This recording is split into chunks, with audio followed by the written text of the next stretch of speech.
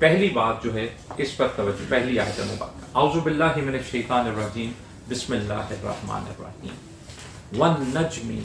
اذا ہوا، واہ یہ شہادت کے لیے ہے، قسم کے لیے، گواہی، نجم ستارہ۔ اب کئی مترجم حضرات نے یہاں پر یہ بات، مفسرین نے بھی اس خیال کا اظہار کیا ہے کہ یہاں پر کسی ایک خاص ستارے کی بات نہیں ہو رہی ہے، ستاروں کی جنس کی بات ہو رہی ہے۔ تو کئی مترجم حضرات نے پھر اس کا ترجمہ جمع کے صیغے میں بھی کیا ہے کہ قسم ہے ستاروں کی، اذا جب ہوا، اب واحد کا ترجمہ لکھیں گے، ستارہ لکھیں گے تو جب وہ گرتا ہے، ہوا گرنا، ڈوبنا، تو جب جمع میں یہ بات کریں گے تو قسم ہے ستاروں کی جب وہ ڈوب جاتے ہیں، یا قسم ہے ستاروں کی جب وہ گرتے ہیں، یا قسم ہے ستاروں کی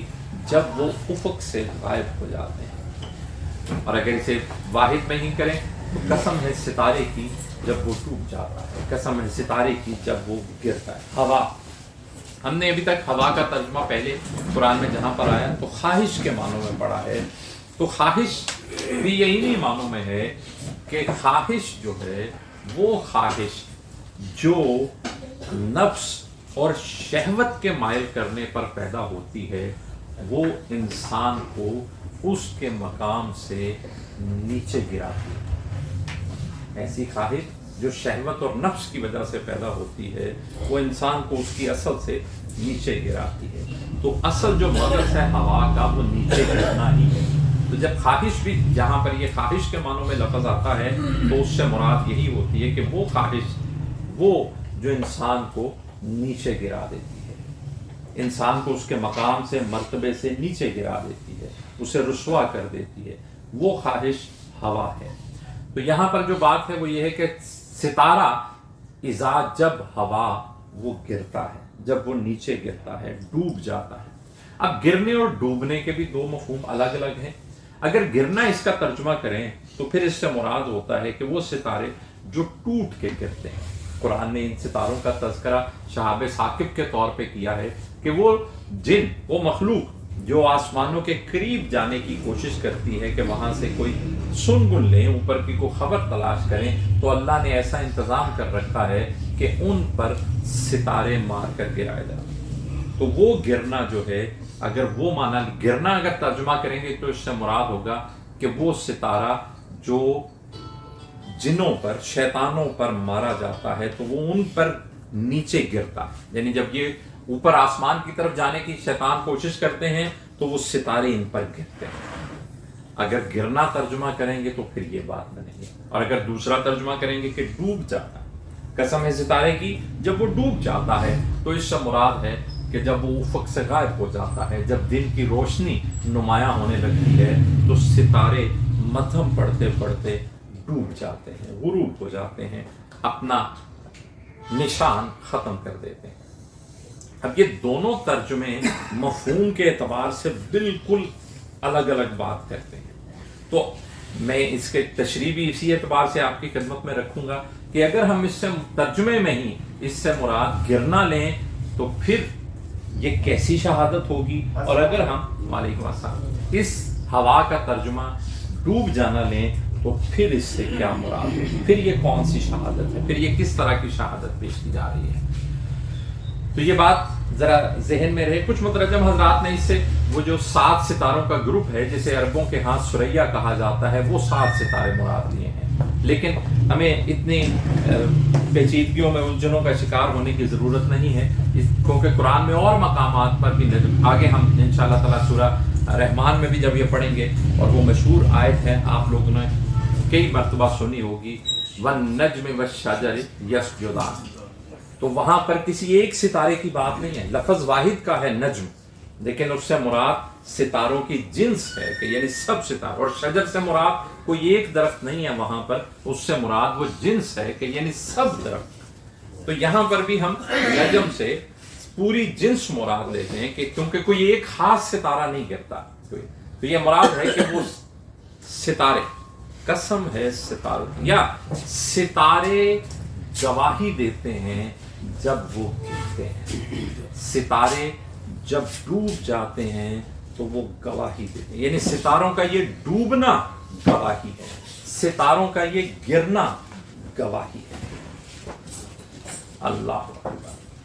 کس اعتبار سے؟ اس اعتبار سے کہ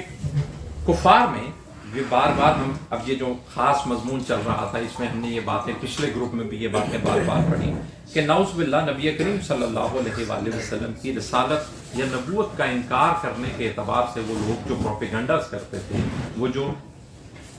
باتیں پھیلاتے تھے, اس میں نبی کریم صلی اللہ علیہ وآلہ وسلم کی ذات مبارک کے اعتبار سے جو وہ الزامات لگاتے تھے نعوذ باللہ, ان میں کبھی شاعری کی بات ہوتی, کبھی کہانت کی بات ہوتی, یعنی نجومی جو جنوں سے خبریں لے کر تو ہمیں آگے سے سنا دیتے ہیں. کسی نے کہا کہ یہ اپنے پاس سے گھڑی ہوئی چیز ہے. تو یہاں پر ایک خاص اعتبار سے کفار کے اس عقیدے پر, اس پروپیگنڈا پر ضرب لگائی گئی ہے. سورہ شعراء میں ہم نے یہ بات اس کی آخری آیتوں میں تفصیل سے پڑھی کہ وہاں پر خاص شاعری کے الزام کے اعتبار سے بڑی تفصیل سے گفتگو ہوئی. تو یہاں پر خاص ستاروں کے اعتبار سے یعنی کہانت کے اعتبار سے وہ لوگ جو ستاروں سے خبریں لے کر یا ان جنوں سے خبریں لے کر جو ستاروں کے پاس جا کر, آسمان کے پاس جا کے خبریں لانے کے دعوے دار ہیں, ان سے سنگن لے کے یہ بندہ آ کے ہمیں باتیں سنا دے. تو اس خاص الزام پر جو نعوذ باللہ یہ لوگ نبی کریم صلی اللہ علیہ وسلم کی ذات مبارک کے اعتبار سے پروپیگیٹ کیا کرتے تھے, اس کا رد ہے اس شہادت میں. کس اعتبار سے؟ میں نے دو مفہوم عرض کیے تو میں دونوں اعتبار سے, دونوں پہلوؤں سے اس کے پہلی بات کہ اگر ہم اس سے بات یہ لیں کہ یہ جو ڈوب جاتے ہیں تو کہا وہ جنس, وہ مخلوق جو خود ہی اپنے اوپر اختیار نہیں رکھتی ہے کہ وہ ہمیشہ عروج میں رہ سکے, اس سے کسی نے کیا خبر لینی ہے. تو یعنی ستاروں کا ڈوب جانا یہ اپنے اندر شاہد ہے, یہ گواہی ہے کہ ستاروں کی یہ حیثیت اور وقت نہیں کہ ان سے کوئی خبر لی جا سکے. وعلیکم السلام. اللہ اکبر. اب دوسرا پہلو کہ اگر اس کا ترجمہ ہم کریں کہ وہ جو گرتے ہیں ستارے, جب وہ گرتے ہیں تو وہ شاہد, تو میں نے عرض کیا کہ یہ شہاب ثاقب کی بات ہے. تو اب یہ اس دوسرے پہلو کا رد ہے کہ جہاں پر بات ہوئی کہ یہ جنوں سے کوئی خبریں, وہ جن جو آسمانوں کے پاس سے آ کے آسمانوں کی خبریں لا کے انہیں بتاتے ہیں, اور بے شمار لوگ اس بات کے دعوے دار ہوتے ہیں. یہ نجومی اور کاہن, یہ دونوں گروہ جو ہیں وہ اسی اعتبار سے بات کرتے ہیں. نجومی جو ہیں وہ نجم سے ہی ہے کہ وہ ستاروں کی چال کے اعتبار سے, ستاروں کے حرکت کے اعتبار سے خبریں دیتے ہیں, اور کاہن جو ہیں وہ یہ بتاتے ہیں کہ ہمارے پاس کوئی موکل ہیں ہمارے جو اوپر جاتے ہیں اور وہاں سے کوئی خبریں لے کے آتے ہیں تو وہ بتاتے ہیں. تو کہا کہ ان جنوں کی حیثیت اوقات کیا